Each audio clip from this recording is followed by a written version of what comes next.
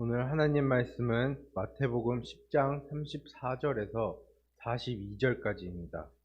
마태복음 10장 34절에서 42절입니다. 신약 16페이지입니다. 다 찾으신 줄 알고 제가 봉독하겠습니다. 내가 세상에 화평을 주러 온 줄로 생각하지 말라. 화평이 아니요 검을 주러 왔노라. 내가 온 것은 사람이 그 아버지와 딸이 어머니와 며느리가 시어머니와 불화하게 하려 함이니 사람의 원수가 자기 집안 식구리라. 아버지나 어머니를 나보다 더 사랑하는 자는 내게 합당하지 아니하고 아들이나 딸을 나보다 더 사랑하는 자도 내게 합당하지 아니하며 또 자기 십자가를 지고 나를 따르지 않는 자도 내게 합당하지 아니하니라. 자기 목숨을 얻는 자는 잃을 것이요 나를 위하여 자기 목숨을 잃는 자는 얻으리라. 너희를 영접하는 자는 나를 영접하는 것이요 나를 영접하는 자는 나를 보내신 이를 영접하는 것이니라.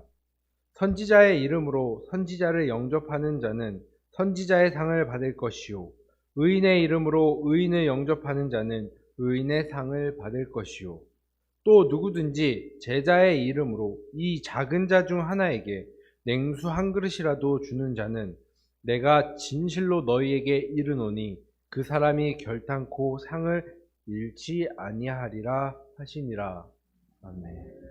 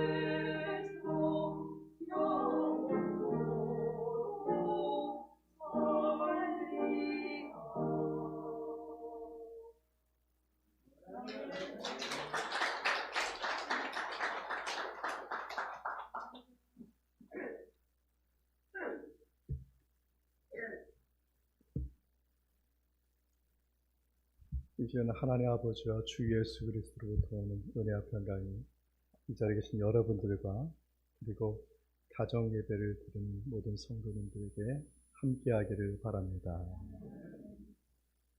두 권사님께서 찬송 부르셨죠. 지금까지 지내는 것 다 하나님의 은혜다. 벌써 2020년 6월 달이 지나고 있습니다. 코로나 사태 때문에 저희가 현장 예배를 많이 드리지 못했는데 그럼에도 불구하고 하나님께서 지금까지 지켜주신 줄 믿습니다. 우리 두 분 권사님의 찬양을 하나님께서 받으시고 또 우리의 마음속에 심령 속에 은혜의 문을 여신 줄 믿습니다. 6월달은 또 달리 말하면 호국의 달이라 이렇게 말합니다. 며칠 전 6월 25일에 6.25 한국전쟁 기념식이 있었습니다. 특별한 자리가 있었죠. 70년 만에 돌아온 전사자 147구의 봉환식이 있었습니다.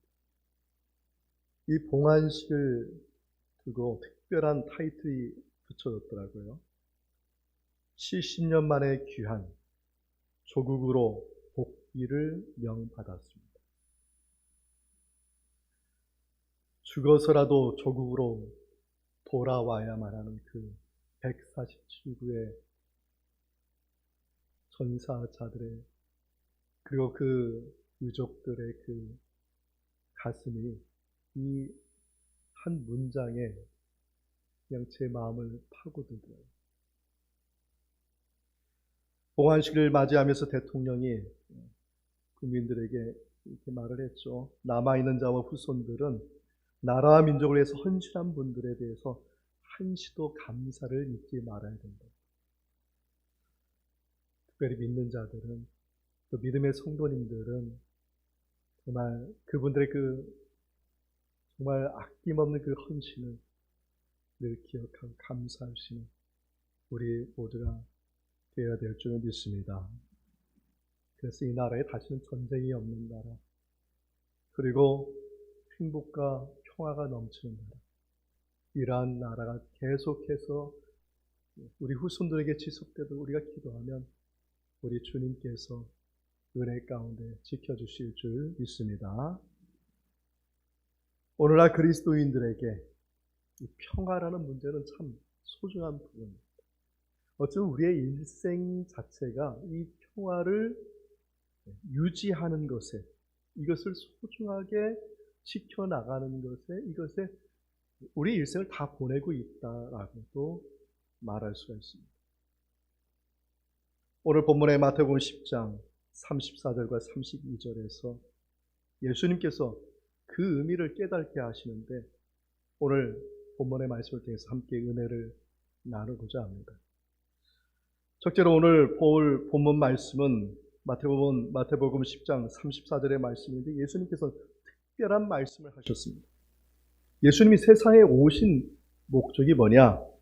그것은 화평이 아니라 검을 주러 왔다고 말씀하셨습니다. 우리 34절의 말씀 우리 함께 읽어보겠습니다. 내가 세상에 화평을 주러 온 줄로 생각하지 말라. 화평이 아니요 검을 주러 왔노라. 오늘 본문의 말씀을 현대인들과 그리고 오늘날 그리스도인들이 이 말씀을 대할 때마다 참 혼란스러워요. 내가 아는 예수님은 이런 분이 아닌데 또 예수님 믿지 않는 밖에 있는 현대인들도 똑같은 생각을 합니다. 예수님이 이런 분인가? 라고 생각할 수밖에 없습니다. 그러나 이 한 본문만 봤을 때는 그런 오해가 있을 수 있지만 마태복음 전체를 보면은 예수님은 절대로 검이라는 사람이 생각하는 그런 전쟁의 의미, 전쟁을 주러 오신 분은 아니라는 것을 알 수가 있습니다. 마태복음 10장 13절에 보면은 평화를 전하는 사명을 제자들에게 맡겼어요. 평화를 전하라. 그리고 마태복음 5장 9절에는 평화의 사람이 되라. 평화의 사람이 되라고 오히려 당부하신 분이 예수님이십니다. 구약의 말씀이 예수님에 대한 말씀들 많이 있는데 그 중에 이사야서 9장 6절에 보면 예수님이 이 세상에 오시는 왕이신데 그분은 어떤 분이시냐? 그분은 평화의 왕이시다. 평강의 왕이시다. 말씀하고 있습니다. 유대인들도 메시아가 오면 예수님 당시의 유대인들은 로마 제국의 핍박을 받고 있잖아요. 그래서 메시아가 오면 이방 나라들 다 물리치고 이스라엘의 평화를 가져오실 분이시다라고 생각을 하고 있었습니다. 그런데 오늘 본문의 말씀, 이 말씀을 보면 완전히 다른 말씀이죠. 내가 온 것은 화평, 평화가 아니라 뭘 준다고요? 검을 주러 왔다라고 말씀하십니다. 그러니까 검을 주러 왔다, 전쟁을 주러 왔다 이렇게 해석하게 되면 그 다음에 35절에 어떻게 됩니까? 가정의 불화를 만들고 36절에 어떻게 됩니까? 가정 안에 원수를 맺게 하고 이렇게 해석될 수밖에 없는 것이죠. 그러니까 이 본문이 상당히 어려운 본문이고 그리고 이 본문이 많은 사람들이 혼란을 갖게 오는 본문인 것입니다. 여러분 예수님의 말씀에 제자들과 유대인은 어떻게 생각해요? 예수님 당시의 사람, 유대인 당시의 사람들은 이 말씀을 어떻게 생각해요? 우리는 지금 2000년 지나서 이 말씀을 보기 때문에 2000년 전에 유대인들은 어떻게 생각했느냐? 이것이 참 중요하다고 저는 생각합니다. 그래서 저는 오늘 본문 34절의 말씀 중에 검에 관한, 이 검이라는 것 때문에 많은 오해를 가져오기 때문에 이 검이라는 말이 도대체 유대인들 당시 유대인들은 어떻게 사용했는지 살펴보니까 크게 두 가지로 사용되었습니다. 첫째는 우리가 알듯이 전쟁입니다. 큰 칼을 들고 창을 들고 전쟁에 나가서 싸우는 거죠. 다투는 거죠. 이 의미로 사용했어요. 그 이후에 두 번째 의미는 전쟁하는 그 전쟁의 상황이 아니라 일반적인 생활 속에서의 칼의 의미입니다. 우리가 생활 속에서 칼을 많이 사용하죠. 칼을 사용할 때 언제 사용하지요? 뭔가를 자를 때, 뭔가를 나눌 때, 그럴 때 칼을 사용합니다. 이 오늘 본문의 말씀은 뭐냐면 전쟁에서의 의미가 아니라 생활 속에서의 의미예요. 생활 속에서의 자르고 나누는 의미로서 오늘 본문에 칼이 사용된 것입니다. 예수님이 이 땅에서 일하신 하나님의 행위죠. 지금은 예수님께서 뭐라고 했냐면 내가 검을 주러 왔다는 것은 지금 예수님이 하나님께서 하나님의 일을 행하시겠다 이 말씀인데 그 하나님의 일이 무엇이냐? 예수님이 하시는 하나님의 일이 무엇이냐? 여기에 주목을 해야 된다. 마태복음에 보면은 예수님이 행하신 하나님의 일이 기록되어 있습니다. 마태복음 4장 17절의 말씀인데 우리 마태복음 4장 17절 말씀을 우리 함께 읽어보겠습니다. 이때부터 예수께서 비로소 전파하여 이르시되 회개하라 천국이 가까이 왔느니라 하시더라. 아멘. 지금 예수님께서 검을 주러 왔다 이 말은 예수님께서 이제 하나님의 일을 행하시는데 하나님의 일은 뭐냐? 세상과 하나님의 나라를 가르시겠다는 것이죠. 그래서 내가 화평을 먼저 주러 오는 것이 아니라 먼저 하나님의 나라를 가르고 하나님의 나라에 화평을 주겠다는 것이죠. 중요한 것은 예수님은 제자들을 이러한 전권을 제자들에게 주고 그리고 그들을 세상의 대사로서 지금 파송을 하게 하셨다는 것이죠. 다시 말해서 예수님이 이 세상에 오셔서 하나님의 나라가 들어오게 하셨는데 이 하나님의 나라가 들어오게 하는 일을 누가 하게 되냐? 이제 제자들이 하게 되고 그 제자들을 통하여서 이제 하나님의 나라가 들어가게 하시겠다는 거죠. 이것이 오늘 본문 10장에서 제자들을 사도로 세우시고 그들을 세상에 보내시는 말씀의 의미인 것입니다. 이러한 내용을 충분히 설명하고 있는 성경책이 있는데 그것이 신약 성경의 빌레몬서. 이 빌레몬서는 성경에서 가장 작은 장이죠. 한 장입니다. 근데 이 빌레몬서가 받는 사람이 누구냐면 빌레몬이라는 사람인데 이 빌레몬이라는 사람은 아주 부유하고 부자예요. 옛날 시대에는 대가족이었잖아요. 가족도 많잖아요. 더군다나 이 사람은 계급도 높아. 그러니까 노예도 많아요. 종들이 많아요. 그럼 옛날 시대의 노예와 주인 사이에는 어떤 사이입니까? 친한 사이가 아니죠. 불화의 사이.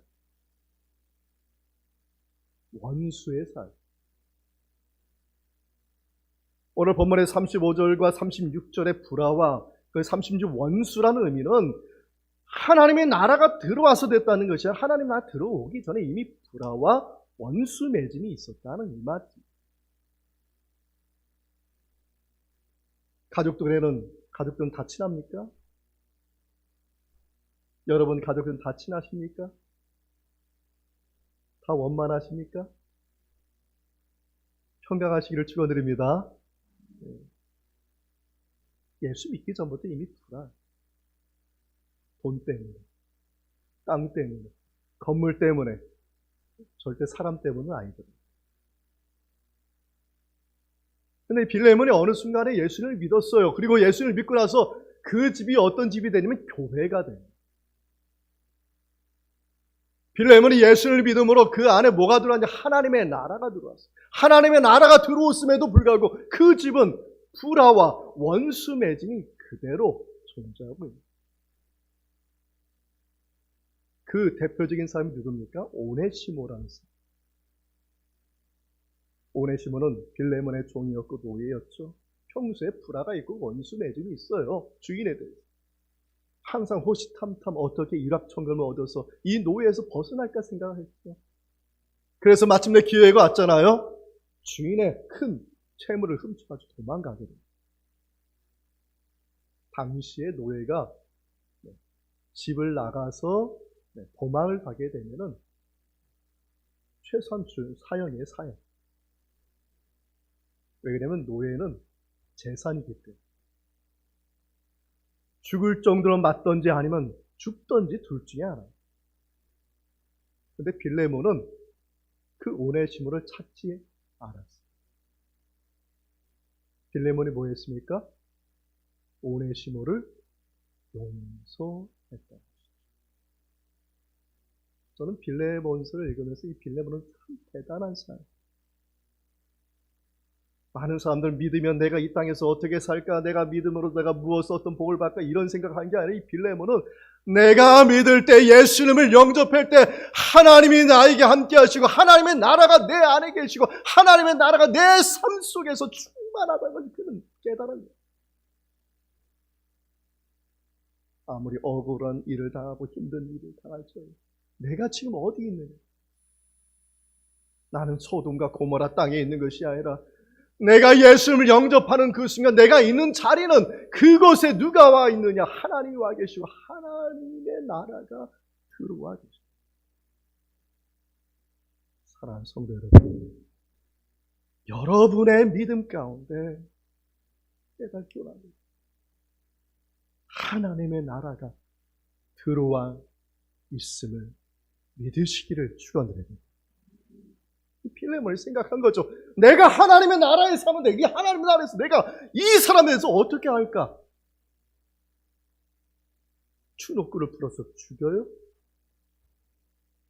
군사를 풀어서 죽여요? 하나님의 나라에서 하나님의 사람이 할 수 있는 것은 뭐예요? 용서.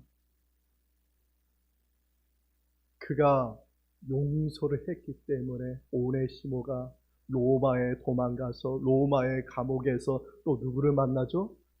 사도 바울은 사도 바울을 만나서 오네시모가 그제서 예수를 영접하고 그가 회개하여서 그가 나중에 어떤 사람이 되냐면 초대교회의 위대한 믿음의 사람이 돼. 이게 하나님의 나라의 역사가 아니겠습니까?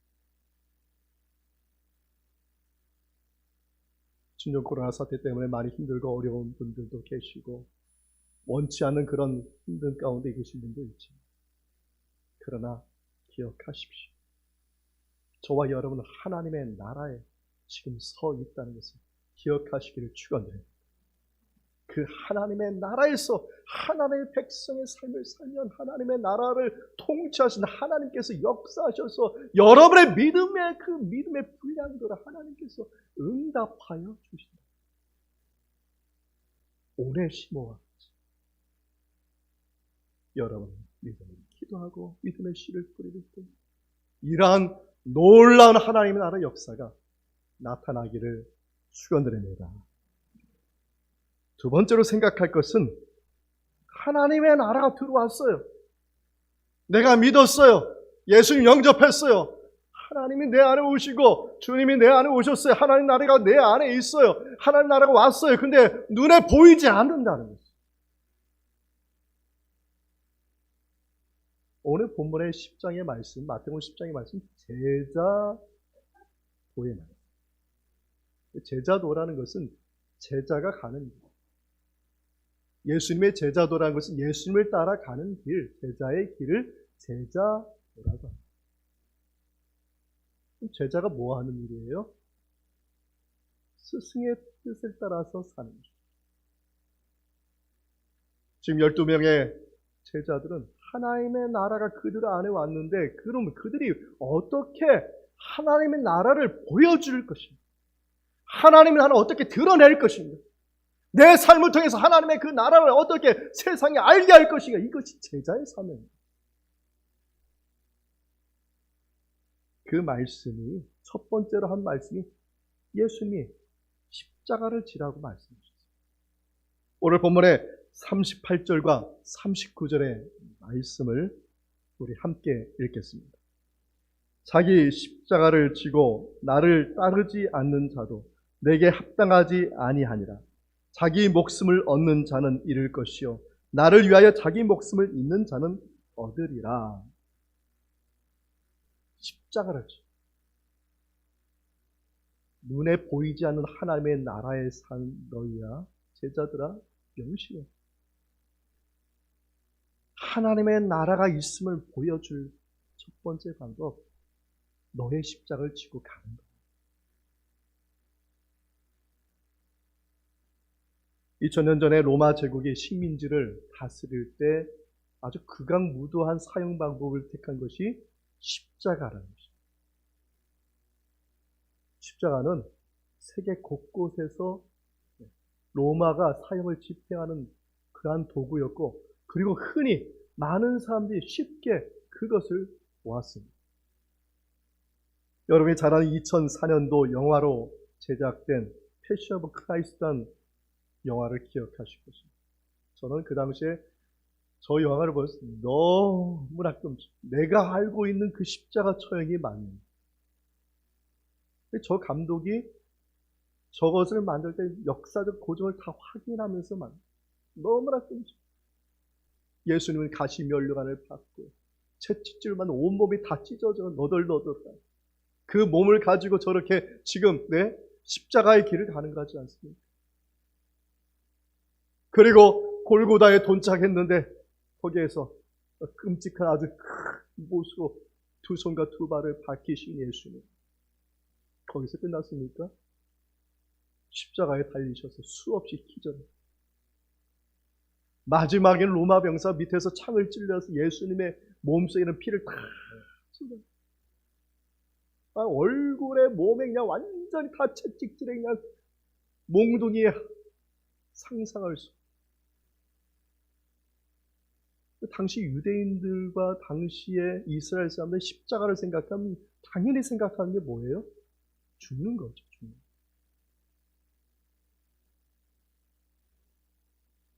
그럼에도 불구하고 예수는 왜 십자가를 지고 나를 따라가?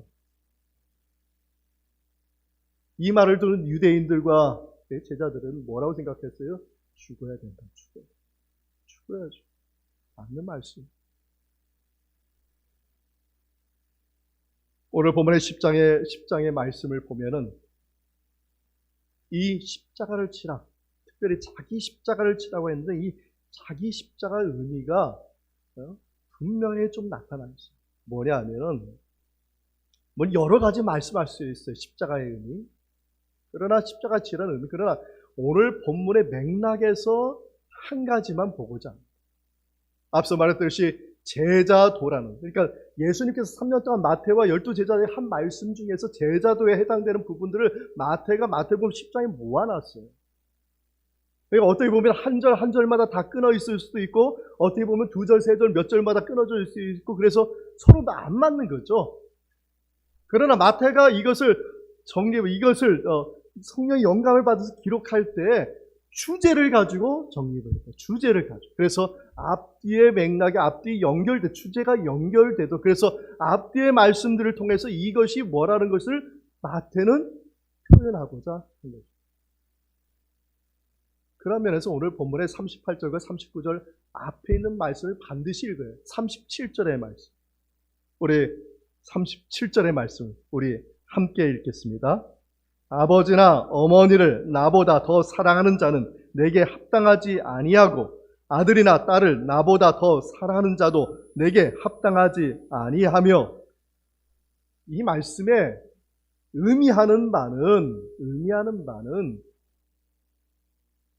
예수님께서 나를 더 사랑하라는 거예요. 비교해서 가져가고 얘기했는데 이것은 어떤 맥락에서 어떤 3년의 그 기간 동안 어디에서 나온지는 몰라요.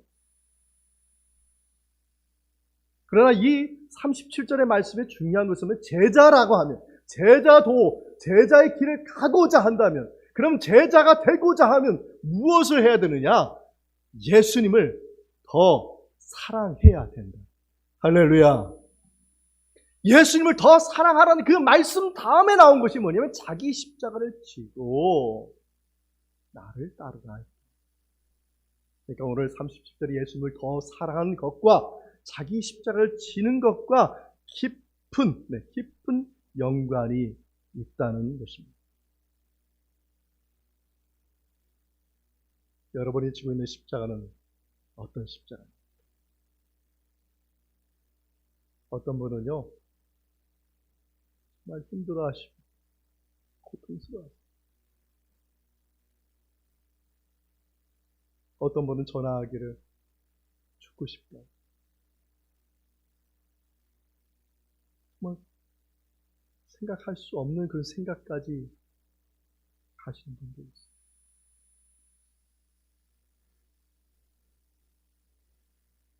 십자가는 인생의 지비는 틀림이 없습니다. 모든 사람은 다 십자가를 지고 있기 때문에. 그러나 만약에 좀 비교를 해보겠습니다. 만약에 10kg가 되는 어떤 짐이 있어요. 10kg이 되세요. 이 10kg이 되는 이 짐을 1시간 동안 들고 있으면 큰 상급을 큰 돈을 주겠다. 여기 계신 분들 다 도전하시겠어요? 안 하시겠어요? 조용하시군요. 큰 돈을 준다는데. 어떤 사람은 도전하겠죠. 10kg. 처음엔 들만한 거죠. 근데 처음엔 들었는데 들만한데 1분 지나면서 이제 점점 이제 내려가게 되는 거죠. 이제는 이렇게 들고 있다가 억지로 들고 있다가 상금을 받겠죠. 또 다른 걸 생각해 보십시오. 내 아이가 10kg 되는 내 아이 아주 어리죠. 10kg 되는 내 아이가 간밤에 병에 걸려가지고 시달려서 응급실에 가야 되는데 근데 응급실에 갈 여러 환경과 여건이 전혀 안 돼. 방법은 하나밖에 없어. 아빠인 엄마인 내가 그 아이를 데리고 가는 수밖에 없어. 1시간을 달리던 2시간을 달리던 여러분 가시겠어요? 안 가시겠어요? 소리가 너무 작은데요. 가시겠어요? 안 가시겠어요? 가시죠. 가는 이유는 뭐예요? 사랑하니까. 10kg 되는 아이도 1시간이고 2시간 안고 뛸 수 있어. 그 에너지는 뭐예요? 사랑하니까.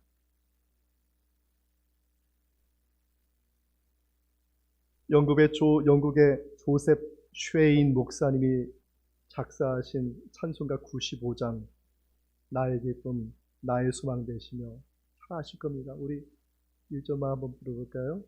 나의 기쁨, 나의 소망 되시며 나의 생명이 되신 주 밤낮 불러서 찬송을 드려도 늘 아신 마음 뿐일세.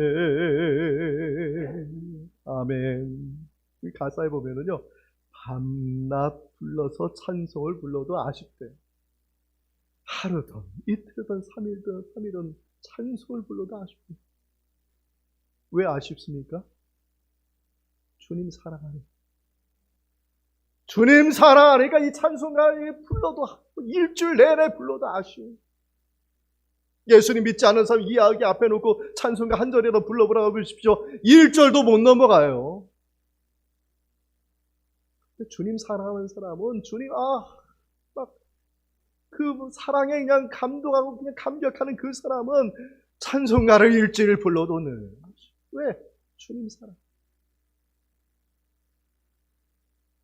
십자가는 누구나 다 지고 있습니다. 내가 십자가를 지고 있는 그 순간에도 하나님의 나라는 지금 있는 거예요. 근데 그 하나님의 나라에서 주는 힘이 있다는 것이죠. 그 십자가를 가볍게 하는 힘이 있는데 그 힘이 뭐냐? 주님 사랑하는 힘. 할렐루야.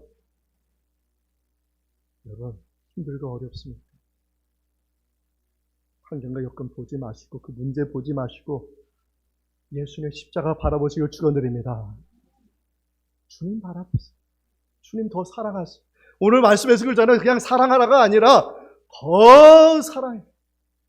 지금 여러분 사랑하고 있으면 지금보다 더 사랑하세요. 내가 더 사랑하시면은 나에게 태인 그 십자가도 내가 지고 갈 그 십자가도 하나님께서 가볍게 해주시고 그 십자가의 그 문제도 해결함 받을 수 있도록 하나님의 나라의 그 통치하심의 그 역사가 저와 여러분의 가정과 사업장과 여러분의 삶 가운데 함께할 줄 믿습니다.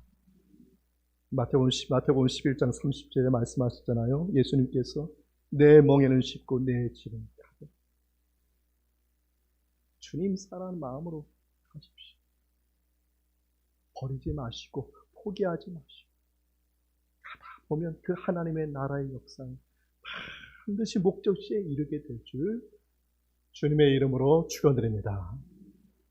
셋째로 하나님의 나라, 보이지 않는 그 하나님 나라를 세상에 알게 하는, 세상에 보이고 깨닫게 하는 두 번째 방법을 말씀해 주는데 그 두 번째 방법이 뭐냐? 섬기는 종이 되라. 오늘 본문의 말씀 42절의 말씀인데 42절의 말씀 함께 읽겠습니다. 또 누구든지 제자의 이름으로 이 작은 자 중 하나에게 냉수 한 그릇이라도 주는 자는 내가 진실로 너희에게 이르노니 그 사람이 결단코 상을 잃지 아니하리라 하시니라. 아멘.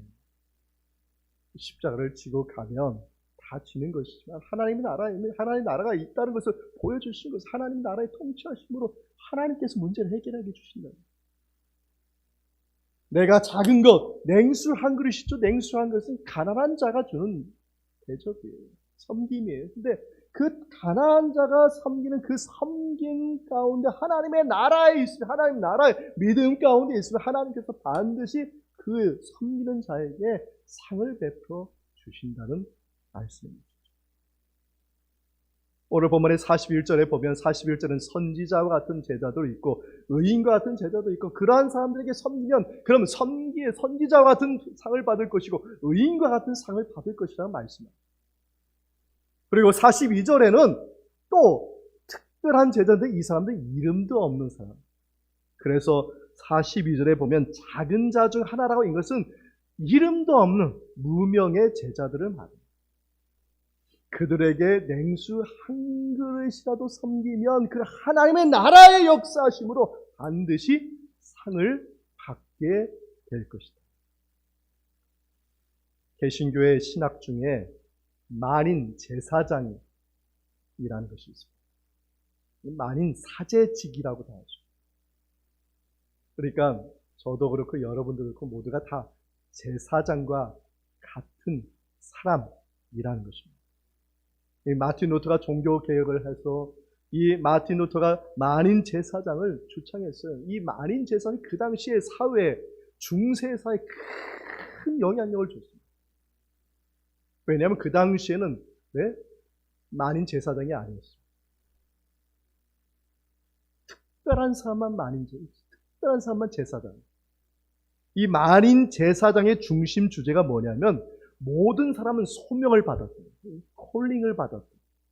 독일어로 베룹, 불렀다, 부르심을 받았다 이런 뜻이죠. 이 만인 제사장이라는 말은 모든 사람은 다 하나님의 소명을 받았다. 어디서 소명받았습니까? 여러분 소명받은 곳이 어디입니까?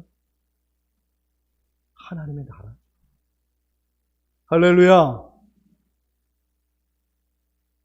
여러분 소명받은 건 하나님의 나라예요. 하나님의 나라의 일을 하라고 소명받은 거예요. 그래서 만인 제사장인 것이죠. 하나님의 나라에서 일꾼, 하나님의 나라에 소명받고 하나님의 나라에 일꾼이 됐으면 뭘 하는 거예요? 하나님의 나라를 드러내고 하나님의 나라를 보여주고 하나님의 나라를 알리는 일을 한 것이 바로 만인 제사장. 사회학자인 에미 워너 박사, 아주 유명한 분이신데 이분이 하와이는 카우아이 섬에 30년 동안 있으면서 그곳에 있는 사람들을 좀 분석을 했습니다. 이곳에 1955년에 태어난 신생아들이 30살이 될 때까지 30년 동안 조사를 해서 그가 정리를 했는데 대략 833명을 조사를 했어요. 833명을 30년 동안 조사했고 그 중에 200명 정도가 어떤 부모 밑에 태어난 아이들이었냐면 범죄자, 정신병자. 그 섬에는 그런 분들이 많았거든요. 그래서 이 박사님이 처음에 30년 전 연구할 때 이런 생각을 했어요. 이 아이는 부모가 이러기 때문에 반드시 이 아이들은 나중에는 거의 대부분은 다 정신병자가 되거나 범죄자가 될 것이다 이렇게 얘기를 했어요. 근데 30년의 연구가 마침내 끝나고 나서 뚜껑을 열어보니까 이 박사의 생각과 전혀 다른 결과입니다. 이 200명에 집중했는데 200명에 무려 70명이 넘는 아이들이 어떻게 됐냐면 이 아이들이 그 사회의 지도자들이래요. 오히려 부유하고 잘 사는 그런 가정에서 사는 아이들보다 더 잘 공부하고 이 아이들이 좋은 대학에 들어가고 이 아이들이 사회 지도자가 될 뿐만 아니라 사회의 모범적인 그러한 사람들이 돼요. 그래서 이 박사님이 이 아이들에게 집중하지 않을 수가 없죠. 집중해서 보니까 결론이 뭐냐면 이 아이들에게 뒤에는 이 아이들을 지지하는 한 명의 사람들이 있었다. 누군가. 그것이 부모가 될 수 있고 엄마도 될 수 있고 아빠가 될 수 있고 선생님이 될 수 있고 친구가 될 수 있고 이 아이들의 공통점은 누군가 뒤에서 그 한 명이 지지를 해줬더니 이 아이들이 어렵고 힘든 그 고난을 다 이겨내면서 결국에는 사회의 지도자들이 되었다는 것입니다. 저는 바로 이것이 그리스도인들이 해야 할 일이라고 생각합니다. 눈에 보이는 하나님의 나라에 대해서 많이 얘기를 추상적이고 추론적이고 그냥 성경 말씀 다 압축해가면서 그러나 그 하나님의 나라를 보여주는 삶을 살고 있는 예수님의 12제자에게 집중하고 그들을 축원하고 그들을 지지해줬더니 그 12명의 그 제자들이 어떻게 됐습니까? 세계를 움직이는 삶이죠. 너희도 그렇게 되라는 거죠. 너희들이 하나님의 나라가 지금 너희들 가운데 임재하는 것은 너희들도 한 사람을 지지해주고 섬겨줌으로 그 사람들이 세계를 움직이는 사람이 되게 하는 거예요. 세계적인 설교자 빌리 그레함이 여러분 잘 알 겁니다. 이 사람이 수백만 명의 사람들에게 설교를 하고 복음을 전해서 많은 사람들 예수님께 오는 그런 놀라운 역사를 하게 된 그 역사적 뿌리를 옮겨 올라가 보니까 어디까지 올라가냐면 1858년까지 올라가요. 1858년에 보스턴의 어느 교회 주일학교 교사가 구두방에서 일하는 D.L. 무디를 예수님 믿게 킴벨이라는 선생님이죠. 그 킴벨이라는 그 선생님이 이 D.L. 무디를 아주 후원해요. 이 D.L. 무디가 어떻게 되냐면, 영국의 대표적인 설교자가 돼요. 그가 런던에서 집회를 할 때 그의 동역자가 된 사람이 메이어라는 사람인데, 이 메이어가 동역자가 되면서 이 메이어가 또 미국으로 건너가요. 미국에 건너서 집회를 하게 되는데, 그 집회에 참석한 사람 중에 어떤 사람이 체프만이라는 사람이에요. 근데 그 체프만이라는 사람이 또, 순회 전도를 막 다니는데 거기에 전도하는 그 선교 가운데 누가 참석했냐면은 미국의 그 당시에 야구 선수가 참석합니다. 1917년. 그 사람이 빌리 선데이라는 사람입니다. 이 사람이 150만 명을 10주 동안 복음을 전한 아주 미국의 대표적인 설교자. 이 빌리 선데이가 설교를 하고 복음을 전할 때 또 12살 된 아이가 그곳에 참석했는데 그 아이가 누구였냐면 앞서 말한 빌리 그레함이라는 목사. 단 한 사람을 통해서 단 한 사람을 통해서 그 한 사람을 통해서 여기까지 왔는 빌리 그레함. 사랑하는 성도 여러분, 섬김은요 작은 것입니다. 섬기면 많은 사람을 섬겨야 좋은 것이 아니라 한 사람에도 여러분이 지지해주고 냉수 하나라도 대접하는 그 섬김의 마음으로 간다면 그 안에 무엇이 역사하느냐? 하나님의 나라가 역사하는 줄 믿습니다. 여러분 가정에 돌아오면 또 한 사람이죠. 오늘 설교 말씀을 듣고 믿으십시오. 믿고 여러분의 가정에 들어갈 때 그 가정에 하나님의 나라가 들어갈 줄 믿습니다. 그리고 또 그 가정에 가서 자녀들 안 보이지만 축복하십시오. 그럼 하나님의 나라의 역사가 그 믿음의 씨를 뿌릴 때 옥토에 뿌린 씨가 30배, 60배, 100배의 열매를 거두듯이 하나님의 나라는 그렇게 퍼져가는 거예요. 저와 여러분의 섬긴 우리 열림은 교회가 이런 아름다운 하나님의 나라의 그 열매를 맺는 복된 교회가 되기를 축원드립니다. 히브리서 10장 24절과 25절의 말씀을 우리 함께 읽겠습니다. 서로 돌아보아 사랑과 선행을 격려하며 모이기를 패하는 어떤 사람들의 습관과 같이 하지 말고 오직 권하여 그날이 가까움을 볼수록 더욱 그리하자. 아멘. 마지막이 될 대로 뭘 더하느냐? 서로 돌보고 사랑하고 격려. 하나님의 나라가 가까이. 말씀을 마치겠습니다.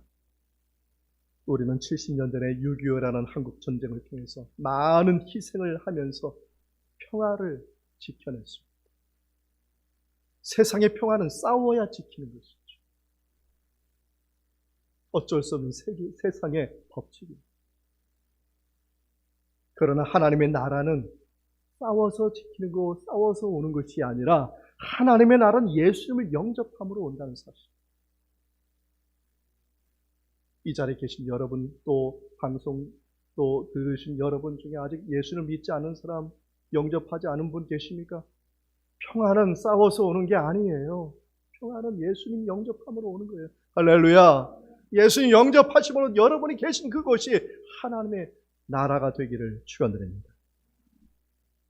예수님 두 가지를 말씀하셨습니다. 자기 십자가죠.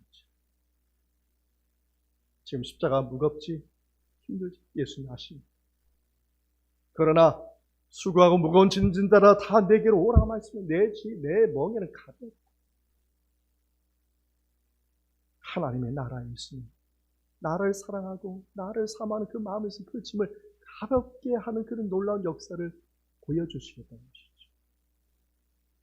비록 부담도 가고 힘든 것도 있지만 나에게 태인 그 십자가를 지고 갈 때 사랑하는 마음으로 예수님 사랑으로 그 지켜갈 때 하나님께서 놀라운 하나님의 나라 역사로 그 십자가의 문제가 해결되는 놀라운 은총을 베풀어 주실 줄 믿습니다.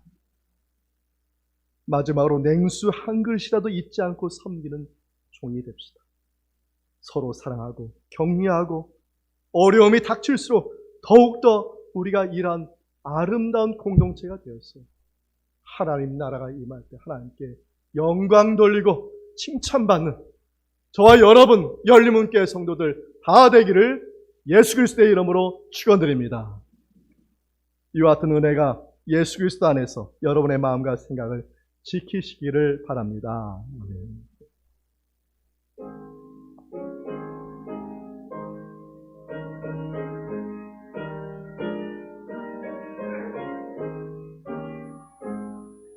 십자가